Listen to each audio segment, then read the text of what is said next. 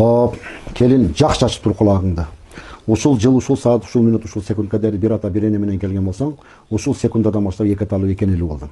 Өзүңдүн атаңды апаңды кандай урматтап сүйүп сыйлаган болсоң, Абдулланын атасы менен апасын ошондой кылып урматтап сүйүп сыйлашка милдеттүүсүң. Эгерде нике конургасынан конуп барып, өмүрлүк жарыңдын үйүнө барганда, өзүңдүн ата тегиңди, апаңды, тууган уруңду мактап тактап, кандайдыр бир деңгээлде күйөөңдүн, кайны журтуңдун кемчилигин издеп, кайны журтуң тараптан бир ушак бул жака алып келе турган болсоң, биринчи сенин эси жоктугуң, сенин ушул жердеги адилетсиздигиң ошол жерден башталат кызым.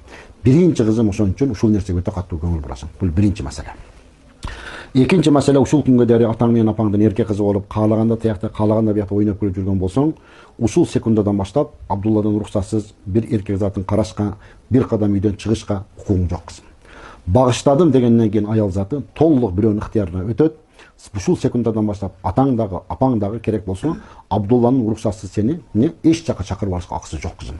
Нике ошон үчүн никеленет, ошон үчүн никеде ушуну айтат. Үчүнчү айта турган маселе, икрам иззатка көңүл бурасың.